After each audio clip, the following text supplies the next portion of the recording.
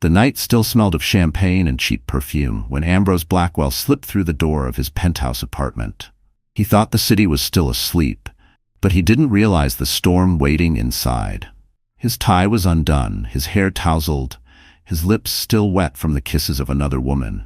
He had spent the entire night flaunting his mistress in public, believing his pregnant wife, Jacqueline, was too weak, too naive, too fragile to ever challenge him.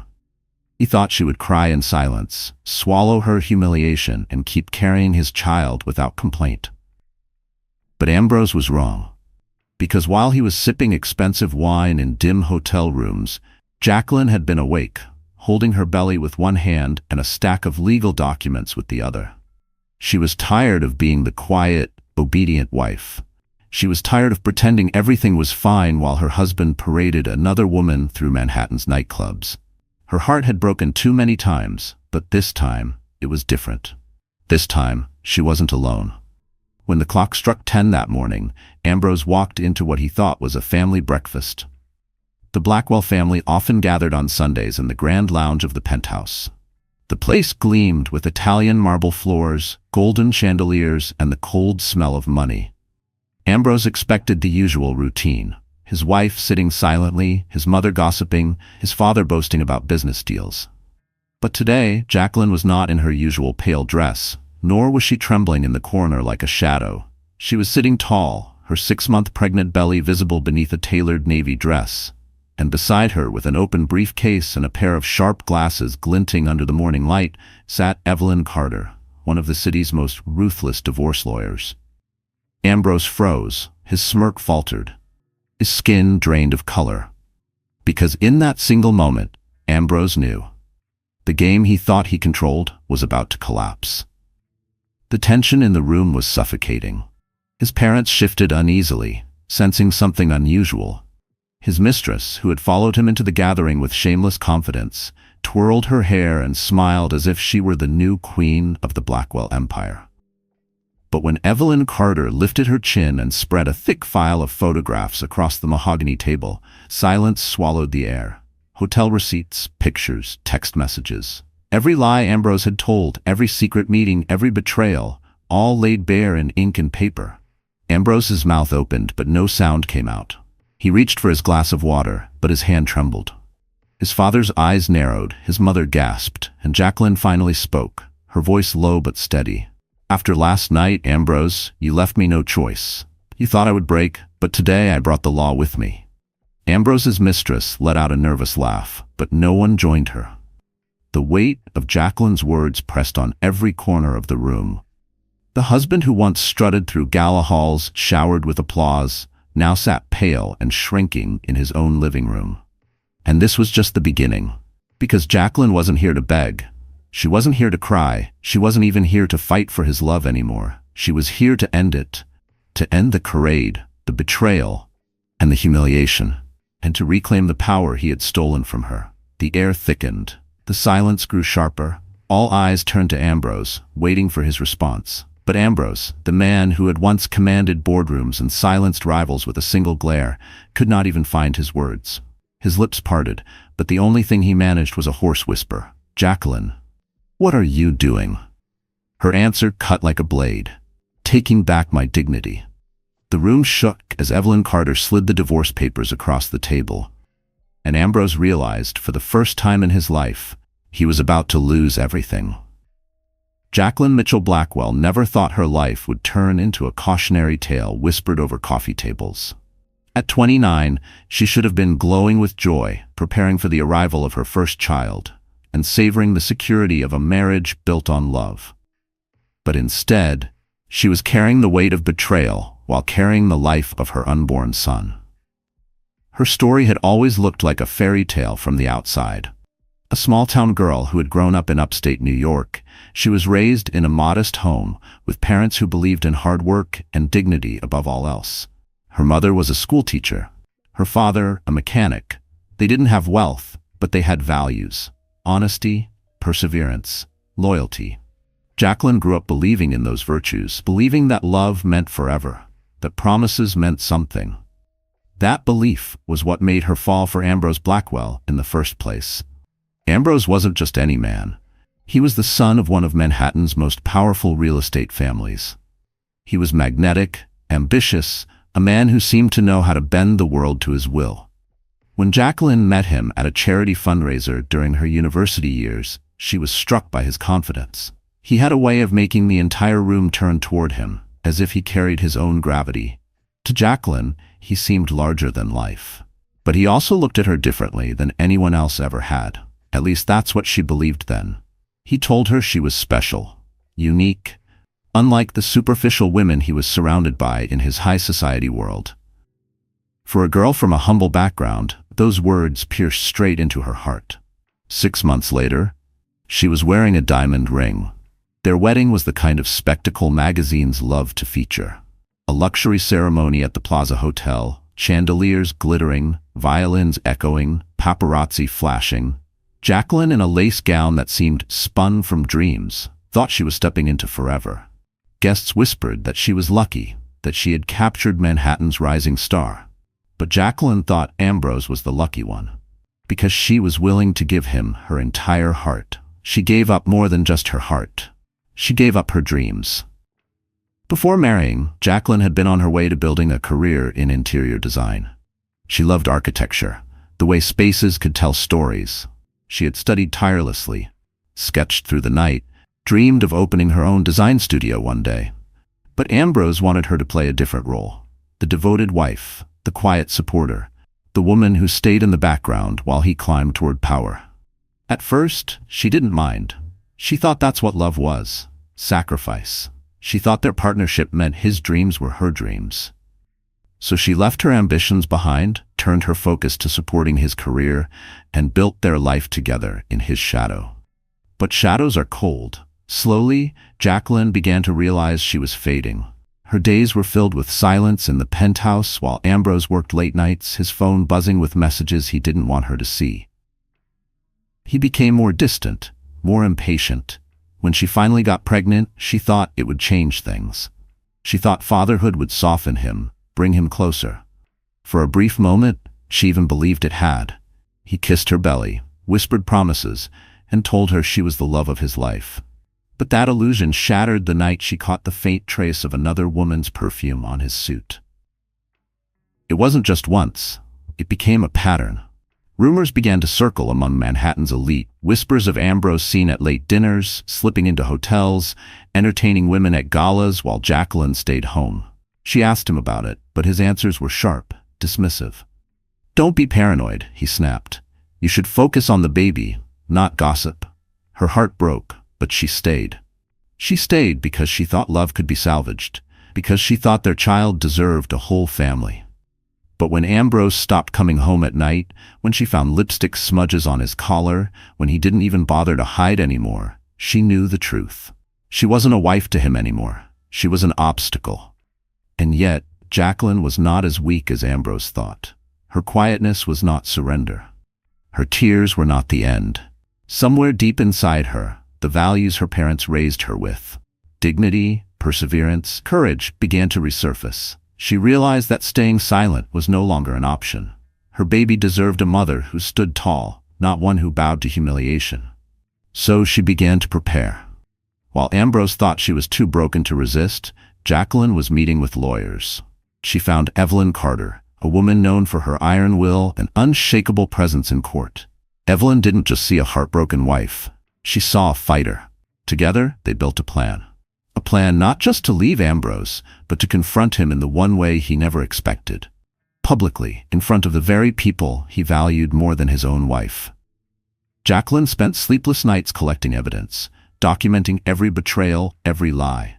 She carried her baby with one hand and her dignity with the other, waiting for the moment when she would finally stand face to face with Ambrose, no longer as the obedient wife, but as the woman ready to end the charade. And that moment had come. Because when Ambrose walked into the family gathering after a night with his mistress, he thought he was still untouchable. But Jacqueline was no longer the woman he remembered. She was stronger, sharper, and no longer afraid. And when her eyes locked with his across the room, Ambrose knew this was not the same Jacqueline he had married. This was the Jacqueline who had come to destroy his lies. The Blackwell penthouse was not a home. It was a fortress of wealth, a monument to power, and a stage built for appearances. Perched high above Manhattan, the glass walls offered sweeping views of the city. Glittering lights, endless avenues, the Hudson flowing like liquid silver beneath the skyline. But inside, the air was colder than the steel beams that held the building together. This was where Ambrose Blackwell lived, worked, and played. To him, the penthouse was proof that he had won the game of life. Every marble tile, every golden chandelier, every leather armchair imported from Italy whispered of victory. He loved hosting guests here. Investors, politicians, celebrities. It was a place where he could show off his influence, where laughter clinked with champagne flutes and deals were signed with the stroke of a pen. But to Jacqueline, the penthouse had always felt like a cage. When she first moved in after their wedding, she tried to convince herself it was magical. She marveled at the spiral staircase, the crystal chandeliers, the private terrace with a view of Central Park. Friends from her small hometown gasped when she sent them photos. They told her she was lucky. But the longer she lived there, the more she realized the truth. The walls were too high, the rooms too wide, the silence too heavy. Ambrose filled the penthouse with everything money could buy, but he left no space for warmth. The air always smelled faintly of cologne and ink, never of home-cooked meals or fresh flowers. Even when Jacqueline decorated with her own touch, soft curtains, framed photos, a vase of daisies, Ambrose brushed it aside, saying it made the place look cheap. The penthouse became a reflection of him, grand, cold, and lonely. It was also the backdrop of her worst humiliations. She remembered the nights she waited by the window, watching headlights approach, hoping it was Ambrose finally coming home. Instead, hours passed, and when he did arrive, he reeked of liquor and perfume. She remembered the dinner parties where she sat at the far end of the table, her smile forced, while Ambrose charmed their guests and ignored her. The penthouse was filled with laughter, but none of it was hers. Now, that same penthouse was about to become something else entirely, a courtroom. When Jacqueline told Evelyn Carter her plan, the lawyer nodded sharply. Make him face it here in his sanctuary. That's where the fall will sting the most. So it was decided. The family meeting would take place in the lounge of the Blackwell penthouse.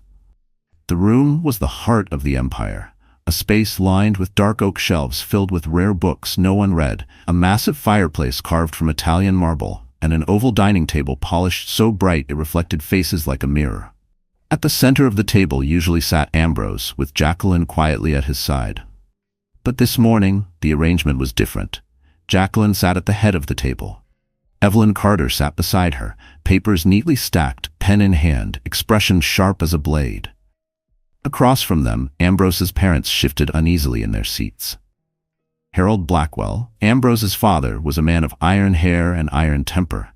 He had built the family fortune through ruthless real estate acquisitions, and he despised weakness in any form. Next to him sat Margaret Blackwell, a woman draped in pearls and silence, her gaze darting nervously as though scanning for a safe escape. And then there was Cassandra. Ambrose had been reckless enough to bring his mistress into the lion's den. Cassandra Monroe, barely 25, with red lipstick smeared like a flag of victory, sat smugly at Ambrose's side.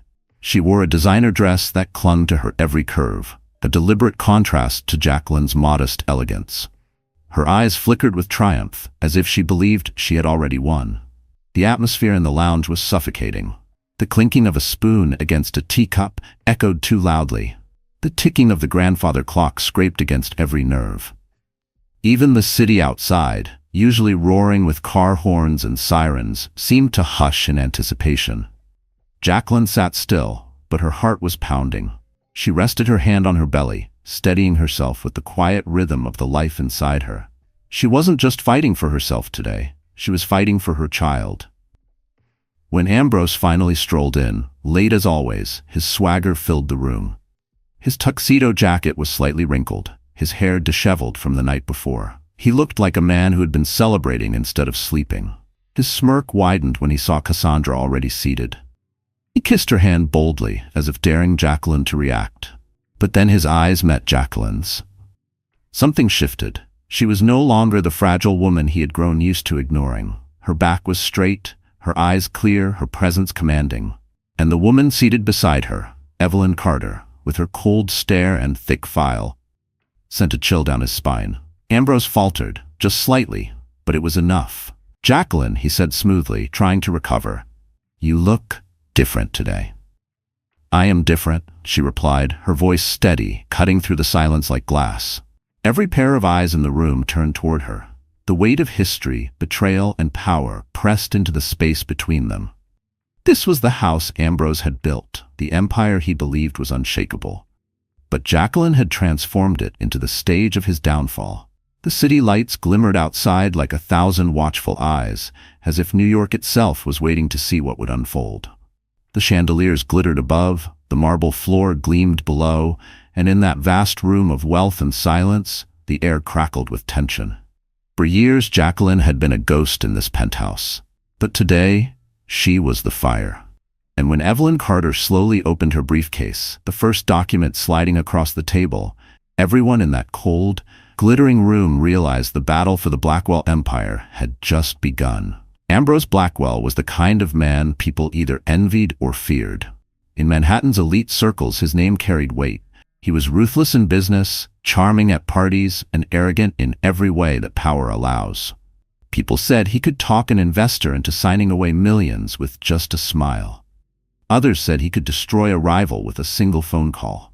For years, Jacqueline had believed his charisma was magnetic, but she now saw what lay beneath: greed, vanity, and a hunger that could never be satisfied. Ambrose thrived on appearances.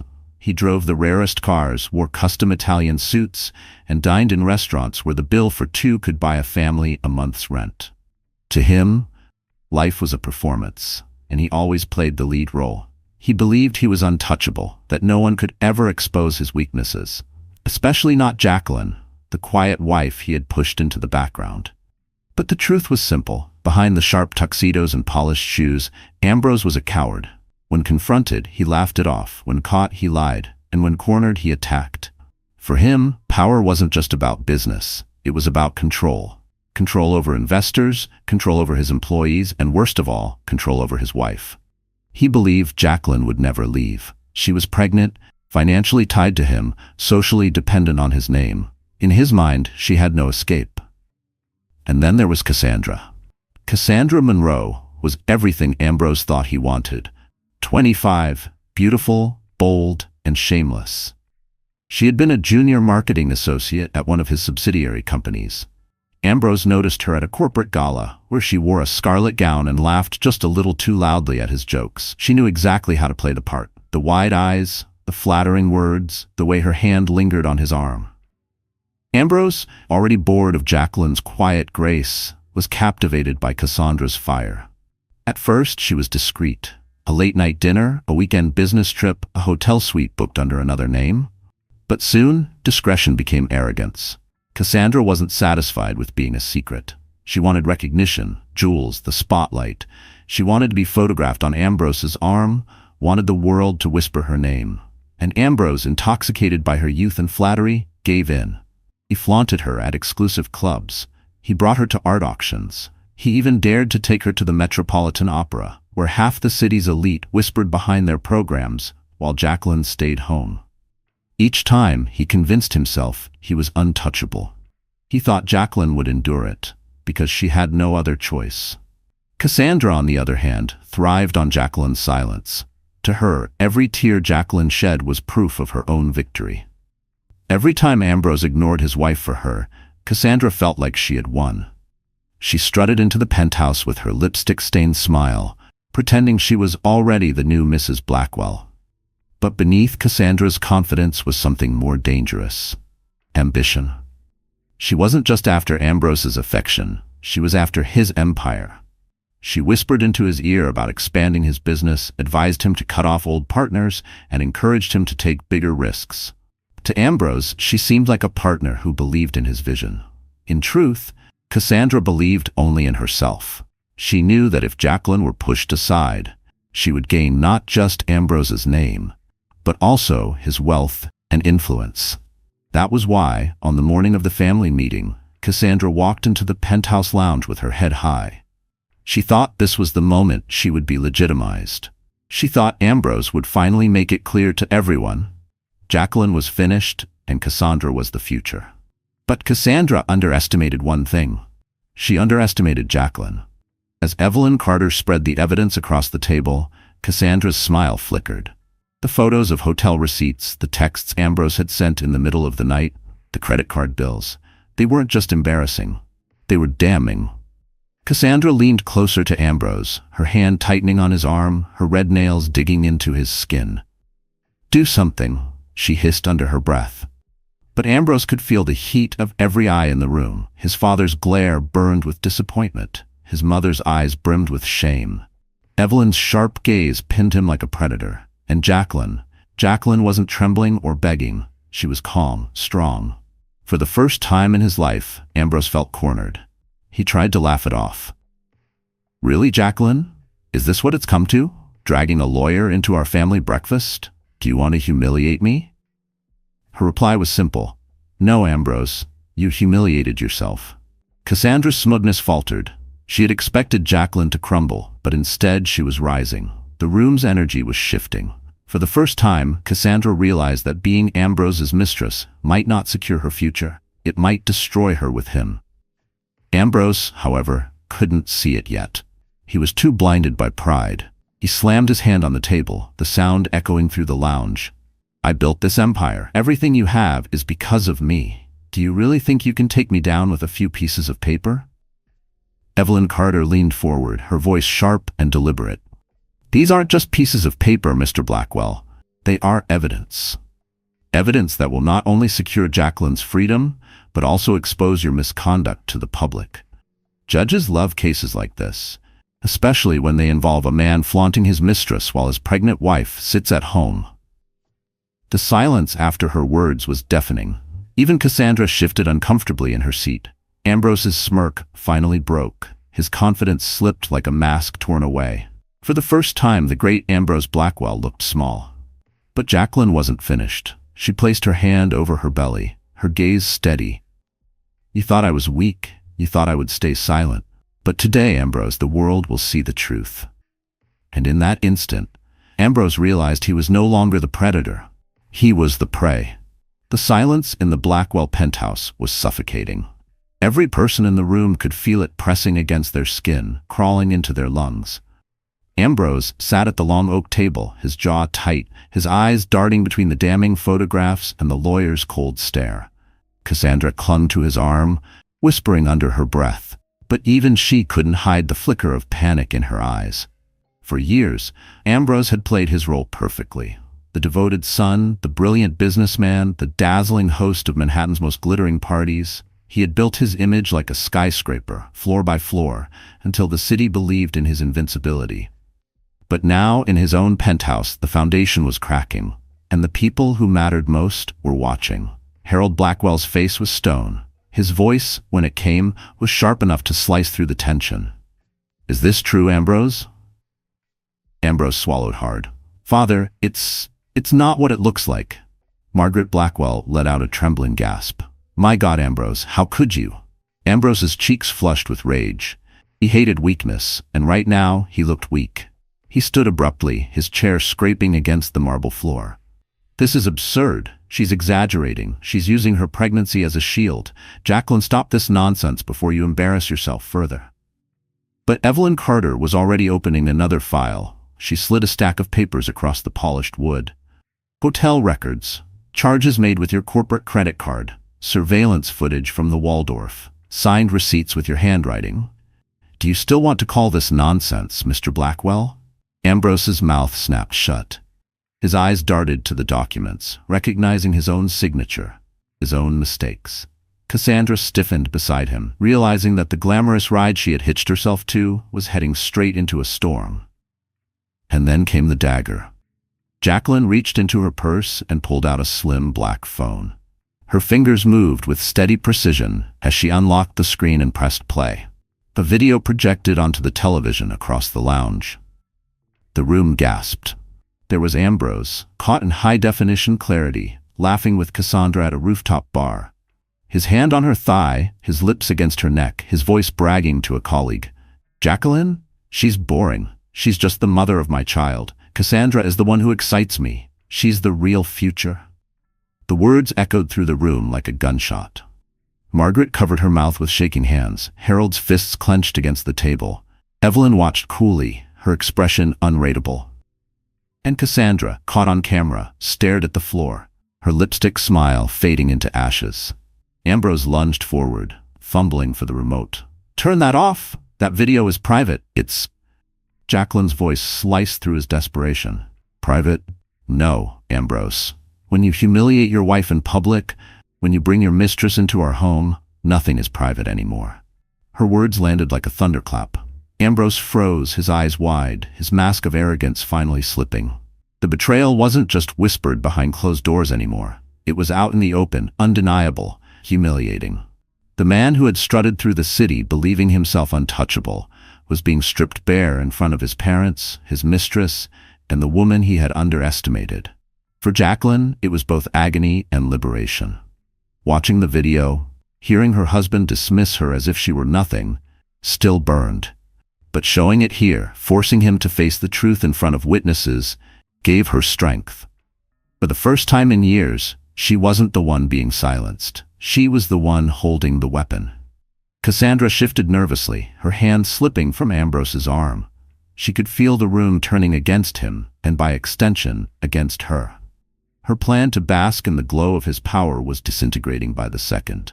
She glanced at Harold, who was glaring at her as though she were a stain on the Blackwell name. For the first time, Cassandra wondered if she should have stayed in her place. Ambrose tried to regain control, but his words stumbled. This is all twisted. Jacqueline, you've manipulated this. You're trying to ruin me." "No," she said firmly. "You ruined yourself."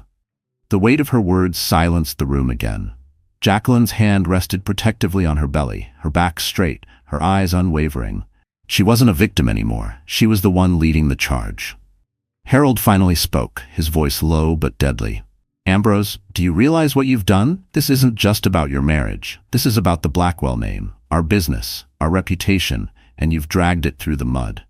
Ambrose's face crumpled. He had spent his entire life chasing his father's approval, desperate to be seen as his equal. Now, in one morning, he had destroyed it. Margaret's voice broke. "Jacqueline, darling, I had no idea." Jacqueline's eyes softened briefly. She wasn't here to punish Margaret. She wasn't even here to seek Harold's validation. She was here to reclaim her dignity. Ambrose's hand slammed against the table again, his desperation spilling out. "You can't do this to me, Jacqueline. Think of the baby. Think of everything I've given you." Her voice trembled, not with fear, but with fury. "You gave me betrayal. You gave me humiliation. But you never gave me respect. And I won't let my child grow up in a house built on lies." The words hung heavy in the air. Ambrose staggered back as if struck. For once, he couldn't find an argument, couldn't summon his charm. The truth had cornered him, and there was no escape. Cassandra leaned back in her chair, her silence louder than any defense. Even she couldn't save him now. Jacqueline looked around the room, her gaze steady, her presence unshakable. "You wanted to make a spectacle of me, Ambrose. You wanted to parade your mistress in front of everyone. But today, the spectacle is yours." And as Evelyn Carter lifted the divorce papers and placed them directly in front of Ambrose, the world he had built on arrogance and deceit began to collapse in front of everyone's eyes. The documents lay on the table like a death sentence. The silence that followed was unbearable, heavy with the weight of every secret that had just been exposed. Ambrose stared at the divorce papers as though they were written in a language he couldn't comprehend. Cassandra had shrunk into her chair, her once bright confidence evaporating. Harold's face was dark with disappointment, Margaret's with quiet shame. But Jacqueline was trembling, not outwardly, not in the way that would give Ambrose satisfaction, but deep inside, her body quaked under the pressure. She held her chin high, her eyes clear, but her heart was pounding so fiercely she feared the child inside her could feel it. For months, she had gathered courage. For weeks, she had plotted, and for days, she had prayed for the strength to see this through. Now that the moment was here, reality hit with brutal force. Her husband had betrayed her. Publicly, shamelessly, And now, even as she claimed her dignity back, she realized the enormity of what she was doing. She wasn't just ending a marriage, she was ending the life she thought she had built. Her breath came shallow, her hand instinctively clutching her stomach. Evelyn leaned close and whispered, "You're doing fine. Don't let him see your fear." But Ambrose saw something. He smirked faintly, sensing weakness like a predator smelling blood. "You think you're strong, Jacqueline? Look at you, shaking. Do you really think you can survive without me? You're carrying my child, living in my home, spending my money. Without me, you're nothing." The words hit like a whip. For a second, her vision blurred. She wanted to scream, to throw the papers across the room, to collapse under the crushing humiliation. Her body, heavy with pregnancy, felt like a burden. The years of sacrifice, the nights she spent waiting alone, the love she had poured into this marriage, it all came crashing back. Margaret reached toward her, but Jacqueline pulled away. She didn't want pity. She wanted strength. Yet in that moment, strength felt like an illusion. Her mind drifted to her parents, to the small home she grew up in, to the nights when her father fixed cars late into the evening, while her mother marked papers by the kitchen lamp. They had dreamed bigger dreams for her. They had raised her to believe in love, in loyalty. What would they say now, seeing her sitting in this cold palace, betrayed by the man she once trusted most? The tears she had held back threatened to spill. Evelyn touched her arm gently, a reminder to breathe. Jacqueline closed her eyes for a moment, steadying herself. But Ambrose saw the flicker of pain and pressed harder. "Sign the papers if you want," he sneered, "but you'll come crawling back. You won't last a month without me. Women like you never do." Cassandra stirred beside him, eager to regain her place.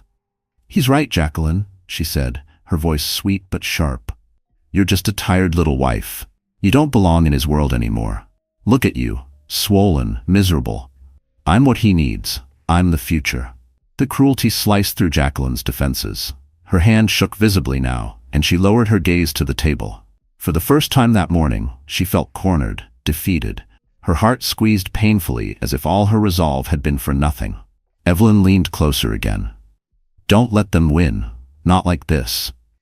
But the voices in Jacqueline's mind were louder than Evelyn's encouragement. What if they were right? What if she couldn't survive? She had no career anymore, no income of her own. Ambrose controlled the accounts, the properties, everything. She had sacrificed too much for him, and now she was left with almost nothing. How would she raise a child alone in a city like this? Her hands trembled harder. The room blurred with tears. For one terrifying second, she wanted to give in, to let Ambrose win, to let Cassandra laugh, to crumble into the quiet, obedient woman they thought she was. And Ambrose saw it. His smirk returned, crueler than ever. He leaned back in his chair, his confidence swelling again. "See? She can't do it. She doesn't have the strength." Jacqueline's chest tightened. Her breathing turned shallow. She excused herself, rising unsteadily from her chair. I need air," she murmured, her voice breaking. Evelyn moved to follow, but Jacqueline shook her head. She didn't want witnesses to her collapse. She staggered out of the lounge and into the wide hallway of the penthouse. The marble floor blurred beneath her, her reflection in the glossy walls looking like a stranger. She stumbled into the nursery. The room she had lovingly prepared, painted in soft creams and blues, filled with tiny clothes and stuffed animals. She gripped the edge of the crib, her tears finally spilling. The pain racked her chest, her sobs breaking the silence. For the first time since this began, Jacqueline allowed herself to fall apart. She pressed her forehead to the crib's wooden rail and wept. "Why? Why did you do this to me, Ambrose? Why wasn't I enough?" Her hand moved to her belly, trembling. "How do I raise this child alone? How do I protect him when I feel so broken?" Her knees buckled, and she sank to the floor, clutching her stomach as though it were her only anchor. The weight of betrayal crushed her, the enormity of the future suffocating her. In the lounge, Ambrose smirked at Evelyn. "She's gone to cry like she always does. This is who she is. Weak." But Evelyn's eyes narrowed. She had seen women like Jacqueline before. Women who broke, only to rebuild stronger than anyone expected. She knew the breakdown was not the end. It was the spark. Back in the nursery, Jacqueline wiped her tears, staring at the crib. The tiny clothes, the folded blankets, the stuffed bear with a ribbon around its neck. She whispered to the child inside her. "I don't know how yet, but I will protect you. I will not let him win." She stood slowly, her tears drying on her cheeks, her reflection in the window clearer now. She was still trembling, still raw, still hurt. But in her eyes, beneath the pain, something new flickered. It wasn't surrender, it was survival.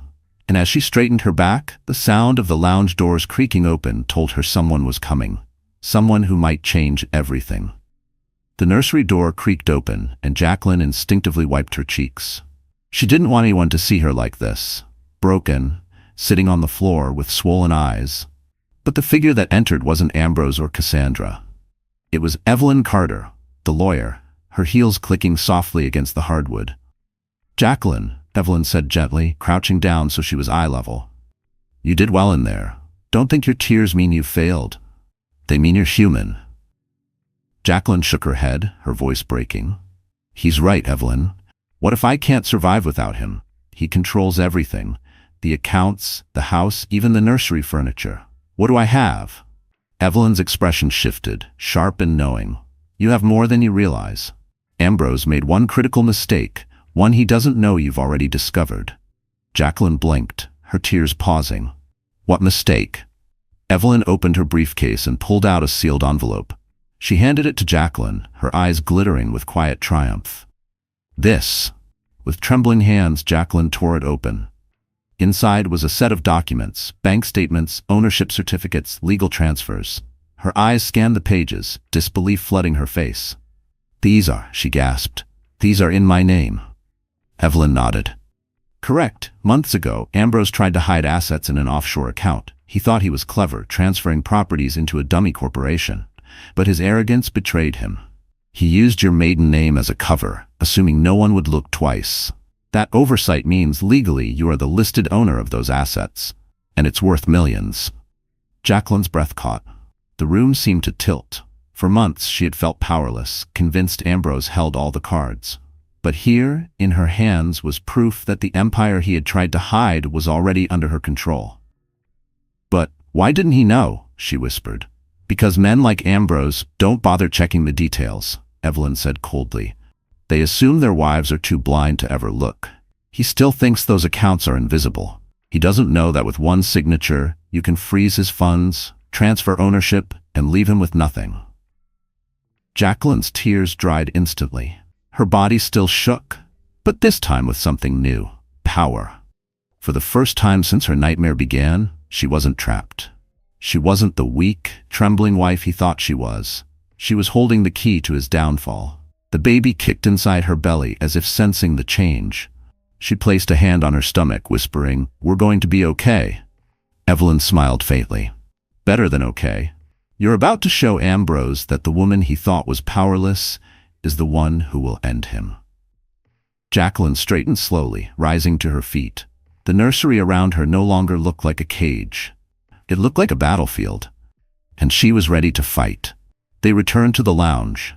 Ambrose was leaning back in his chair, laughing bitterly, as if he'd already won. Cassandra sat close to him again, her confidence tentatively restored by Jacqueline's brief retreat. "There she is," Ambrose sneered. Back from her little cry, ready to sign and get this over with, Jacqueline walked to her seat calmly, the envelope still in her hand. She sat, folded her hands neatly on the tables and looked Ambrose dead in the eye. "No, Ambrose, I'm ready to end this, on my terms." Evelyn slid the documents onto the table. Ambrose frowned, curiosity flickering into unease. "What's this?" "Your biggest mistake," Jacqueline said. Evelyn's voice carried the final blow.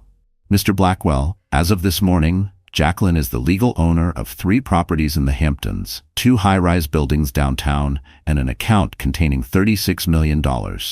All registered under her name, thanks to your sloppy attempts to hide your assets." The blood drained from Ambrose's face. "That's impossible." "Check for yourself," Evelyn said, tapping the papers. Ambrose snatched the documents, his hands trembling as he scanned the pages. Each line confirmed what Evelyn had said. His arrogance had betrayed him. The assets he thought untouchable had already slipped through his fingers and into Jacqueline's hands. Cassandra leaned forward, her eyes wide. "Ambrose, is this true?" He didn't answer. He couldn't. His silence was louder than any admission. Jacqueline's voice was steady, her calm terrifying. You see, Ambrose, while you were busy parading your mistress, I was protecting myself. You thought I was weak, but I was preparing. Every lie you told, every dollar you tried to hide, I collected. And now, the empire you built is mine. Ambrose slammed the papers onto the table. You can't do this. I already have, Jacqueline said. The room erupted.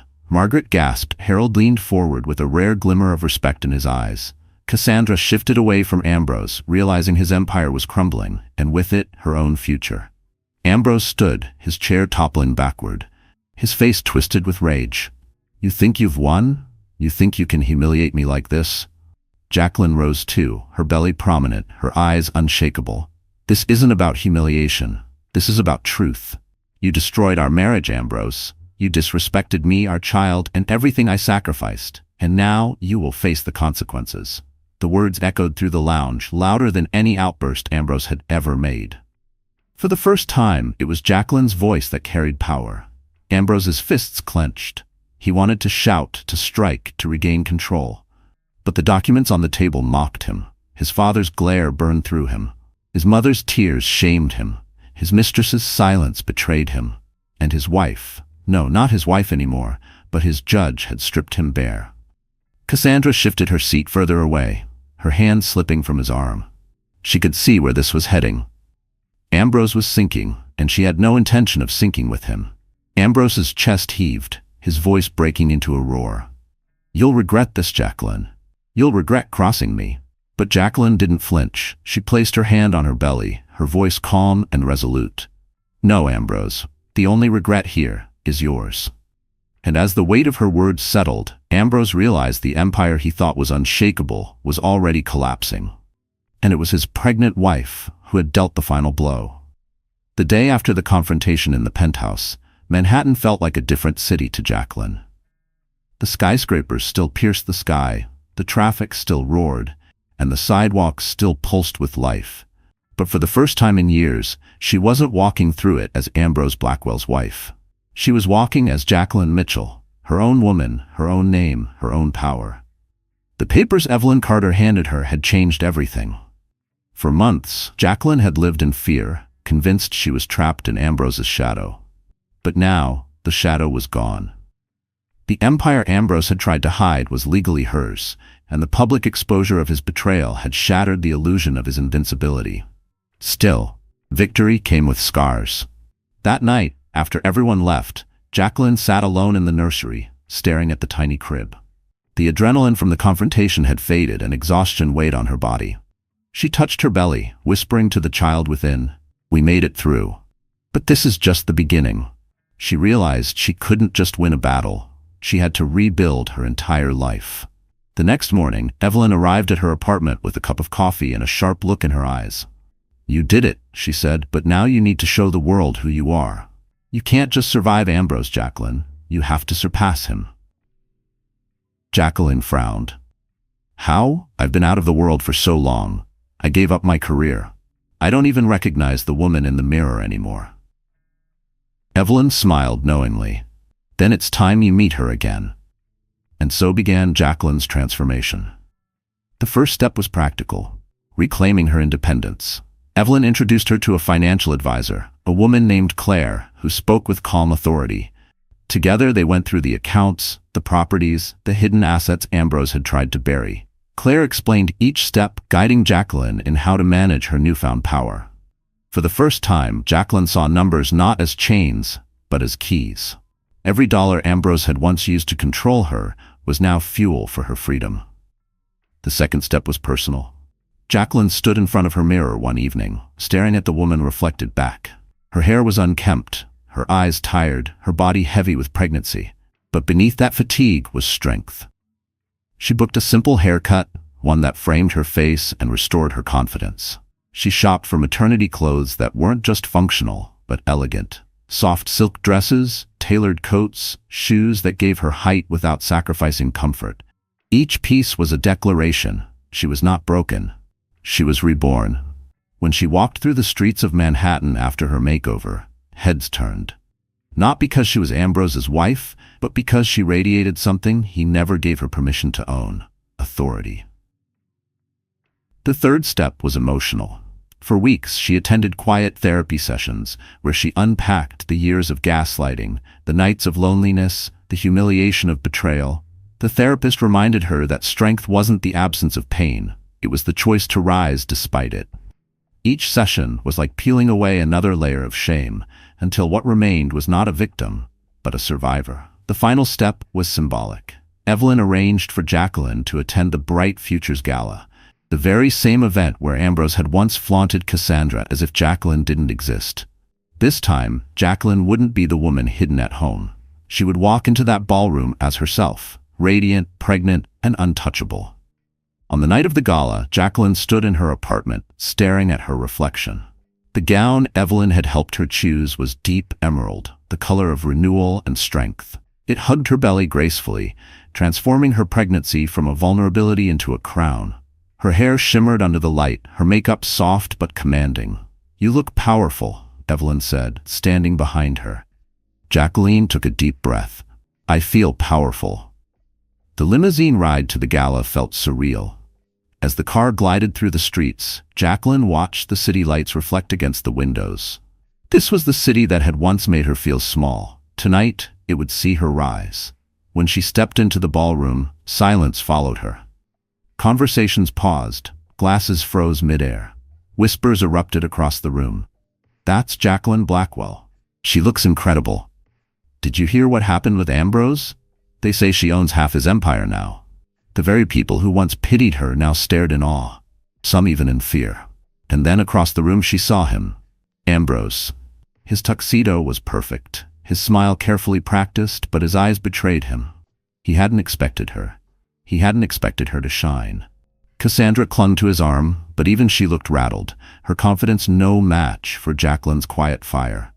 For the first time in their marriage, Ambrose looked small standing in the same room as her. Jacqueline lifted her chin, letting the cameras capture her, letting the whispers grow. She didn't need to approach him.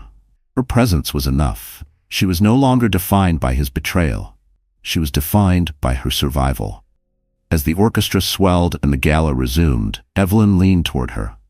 "This is just the beginning, Jacqueline. The city has seen you fall. Now it will see you rise." Jacqueline smiled faintly, her hand resting on her belly. She wasn't just rising for herself. She was rising for the life she carried, for the future she would shape without Ambrose. And as she stood under the chandeliers, glowing with strength and dignity, she knew the battle wasn't over. Because soon, she would not only rise above Ambrose, she would confront him publicly and end his reign once and for all. The chandeliers glittered above the grand ballroom of the Bright Futures Gala, scattering light across crystal glasses and gowns worth small fortunes. The city's elite had gathered, their conversations a hum of wealth and ambition. Photographers hovered near the red carpet entrance, waiting for the night's most powerful arrivals. And then Jacqueline entered. Gasps rippled through the room. Cameras flashed, capturing her emerald gown flowing gracefully over her pregnant belly. Her shoulders squared with quiet confidence. For months, she had been a subject of whispers, the betrayed wife, the humiliated mother-to-be. But tonight, she walked as though she had been reborn. Her entrance was deliberate. Every step across the marble floor was a declaration. She was no longer hiding. Evelyn Carter walked beside her, calm and watchful, a silent guardian at her side. Together, they drew the eyes of the entire ballroom. Across the room, Ambrose froze. He had been entertaining a circle of investors, his smile wide, his hand firmly gripping Cassandra's waist. For weeks he had tried to rebuild his image, insisting the rumors of betrayal were exaggerated, that his marriage troubles were private. But the sight of Jacqueline, radiant and unshaken, shattered his composure. "Ambrose?" whispered one of the investors. "Isn't that your wife?" Ambrose's jaw tightened. "Ex-wife," he muttered, though the divorce wasn't finalized. Cassandra's grip on his arm tightened, her eyes darting nervously toward Jacqueline. The mistress had expected Jacqueline to stay hidden, broken. She hadn't anticipated this. A woman transformed into a force that threatened to eclipse them both. Jacqueline moved through the crowd, heads turning as she passed. Some guests whispered in awe, others in pity, but all recognized the drama about to unfold. At the center of the ballroom, she stopped. A waiter offered her champagne, but she waved it away, resting her hand on her stomach instead. Ambrose, forced by dozens of curious eyes, crossed the room to confront her. His smile was strained, his voice low. "What do you think you're doing here?" Jacqueline lifted her chin. "Taking back my place." He glanced around at the watching faces, his mask slipping. "Don't make a scene." She gave a soft, almost amused laugh. "You made the scene, Ambrose. I'm just finishing it." Evelyn stepped forward, her voice carrying clearly across the ballroom. "Ladies and gentlemen, forgive the interruption, but since so many of you are investors, business partners, and supposed friends of Mr. Blackwell, you deserve to know the truth." The crowd leaned in, their curiosity sharpening into hunger. Manhattan thrived on scandals, and tonight promised a feast. Evelyn produced a folder from her sleek clutch. "We have here evidence of Mr. Blackwell's misconduct, misappropriation of company funds, concealed assets, and, most damningly, an affair flaunted while his wife carried his child. He may claim to be a man of integrity, but the records show otherwise." Gasps erupted. Phones rose into the air, recording. Ambrose's face drained of color. "Stop this," he hissed. "Do you know what you're doing?" "Yes," Jacqueline said firmly, her voice carrying across the room. "I'm showing everyone who you really are." Cassandra tried to laugh, but it came out brittle. "This is ridiculous. No one cares about personal drama." Evelyn cut her off. "This isn't just personal. Ambrose used corporate accounts to fund hotel stays, luxury gifts, even flights for his mistress. That isn't personal. That's fraud." The crowd erupted again, whispers turning into sharp murmurs. Investors exchanged glances, calculating losses. Reporters scribbled notes furiously. Ambrose staggered, sweat beading on his forehead. "You won't survive this," he muttered to Jacqueline. "Do you think they'll respect you more than me?" Jacqueline's eyes blazed. "I don't need their respect. I already have my freedom, and soon my child will have a life without you poisoning it." Her words landed like a slap, the crowd gasping again. Cameras zoomed closer, capturing every flicker of Ambrose's unraveling composure. Cassandra slipped away quietly, sensing the ship sinking beneath her feet. Then Evelyn delivered the final blow. She held up a signed document, her voice ringing clear. "For those concerned about your investments, you should know. The controlling stake in 3 of Blackwell Holdings' most valuable properties now rests in Jacqueline Mitchell's name. Ambrose doesn't control them anymore. She does." The room fell into stunned silence. Then came the murmurs, the shifting alliances. Investors turned their backs on Ambrose, moving toward Jacqueline. Journalists rushed forward, snapping photos of her, as though she were the star of the evening. Ambrose's voice cracked, desperation spilling out. "You can't do this to me. You're my wife." Jacqueline stepped closer, her hand firm on her stomach, her eyes unflinching. "No, Ambrose, I was your wife, and you destroyed that. Tonight I'm something more. I'm the woman who ended your reign." The orchestra, sensing the moment, struck a dramatic note. The crowd erupted into applause. Not for Ambrose, but for Jacqueline. In that instant, she wasn't a victim. She was victorious. Ambrose stumbled back, his face pale, his empire crumbling before his eyes. The cameras caught it all. The fall of a man who thought himself untouchable, brought down not by rivals, but by the wife he underestimated. Jacqueline stood tall, radiant under the chandeliers, her presence commanding the entire room. She had endured humiliation, heartbreak, and betrayal, but now she was the one holding power. And as the applause swelled, she leaned close enough for Ambrose to hear, her words like a dagger. "This is just the beginning. Tomorrow, the world will know everything." The morning after the Bright Futures Gala, Manhattan buzzed with one headline. Every newspaper, every online magazine, every social media feed carried the same image. Jacqueline Mitchell Blackwell, radiant in emerald, standing tall while Ambrose Blackwell wilted beside her. "Queen Jacqueline claims her throne," screamed one headline. "Betrayed wife destroys tycoon," read another. And perhaps the most satisfying, "Ambrose Blackwell, the fall of a king." Jacqueline sipped her tea in the quiet of her apartment, her baby shifting gently inside her. For once, the silence wasn't suffocating. It was peaceful. She wasn't hiding anymore. She wasn't crying. She was free. The phone rang constantly, reporters begging for interviews, charities asking her to speak, investors offering partnerships. Evelyn screened them all, keeping the noise at bay. "You don't need to rush," she said firmly. "You've already won. Now you decide how to write the next chapter." Meanwhile, Ambrose's empire collapsed like a house of cards. Investors withdrew, board members resigned, and Cassandra vanished from the public eye. His father, Harold, issued a rare statement condemning his son's actions and praising Jacqueline's courage. Margaret sent flowers and a note that read, "You showed more dignity in one night than Ambrose has in his entire life." Ambrose himself retreated into silence. Once the golden boy of Wall Street, he was now the cautionary tale. Paparazzi caught glimpses of him leaving hotels alone, unshaven, his arrogance gone. The man who once sneered, "Without me, you're nothing," had become exactly that. Nothing. For Jacqueline, the weeks that followed were not just about revenge, but about renewal. She turned her focus inward, preparing for motherhood with strength she hadn't known she possessed. She enrolled in classes for new mothers, met with designers to finally reopen her dream of an interior design studio, and reconnected with old friends she had abandoned under Ambrose's control. One afternoon, as she painted a mural in the nursery, a sky of hot air balloons drifting over rolling hills, Evelyn walked in, smiling. "The world wants to hear your voice," she said. "They've heard about your pain.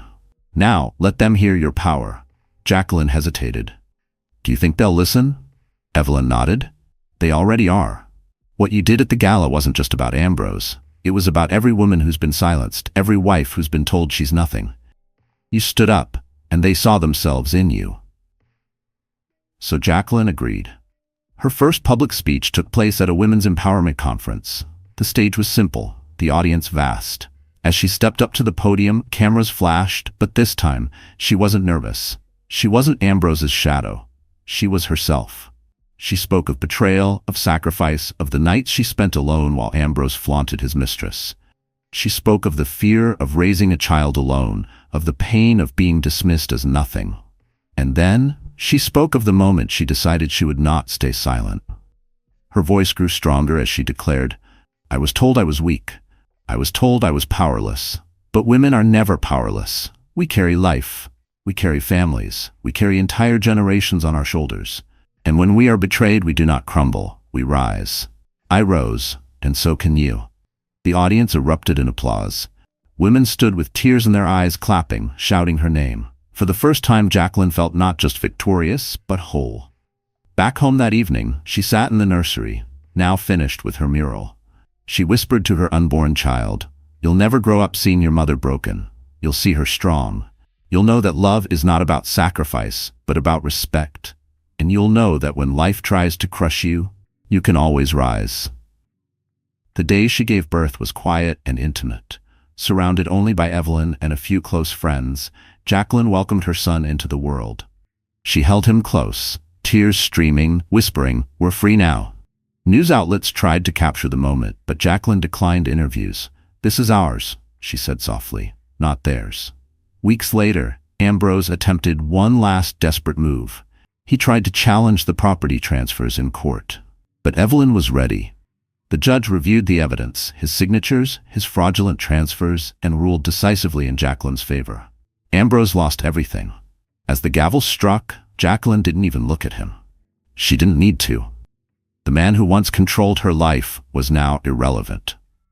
Months passed, and Jacqueline's design studio opened in a bright corner of Manhattan. The sign above the door read simply, "Mitchell Interiors." Clients poured in, eager to work with the woman who had become a symbol of strength. Business boomed, not because of scandal, but because of her talent, a talent she had once sacrificed, now finally free to flourish. Everywhere she went, people stopped her. Some whispered thank you, others asked for advice, many simply smiled. She had become more than the wife of a tycoon. She had become an icon of resilience. One evening, as she locked the studio and stepped into the cool night, Evelyn joined her. They looked out at the city lights, the same lights that once seemed so cold. "You did it," Evelyn said softly. Jacqueline nodded. "No, we did it. Every woman who's ever been silenced, every mother who's ever been abandoned. This wasn't just my victory, it was theirs too." Evelyn smiled. "And Ambrose?" Jacqueline shook her head, her expression calm. "Ambrose is a chapter I've closed. My story isn't about him anymore. It's about me, about my son, about the life we're building." They walked in silence for a moment, the city alive around them. Jacqueline felt the weight of her past lift, replaced by a future she had written herself. And as she looked at the skyline, she whispered the words that had carried her through the storm: "We rise." And with that, Jacqueline's story closed, not in defeat, not in bitterness, but in triumph. A reminder to every viewer that no betrayal, no humiliation, and no heartbreak can silence a woman who decides to rise. So, my friends, that's how the story closes. If you're still here with me until this very moment, it must mean something in this journey has touched your heart in a personal way. Maybe you've known betrayal, maybe you've known silence, or maybe you've just carried pain that felt too heavy for too long. And if that's true, I want you to take a deep breath right now and hear this. You are stronger than you think. What Jacqueline showed us is not just drama, it's truth. Life will test you, people will disappoint you. But as Marcus Aurelius once said, you have power over your mind, not outside events. Realize this and you will find strength. She thought she was powerless. But the moment she chose her dignity over fear, everything changed. That's not just her story. That can be yours too. Epictetus taught, it's not what happens to you, but how you react to it that matters. Jacqueline could have stayed broken, but she didn't.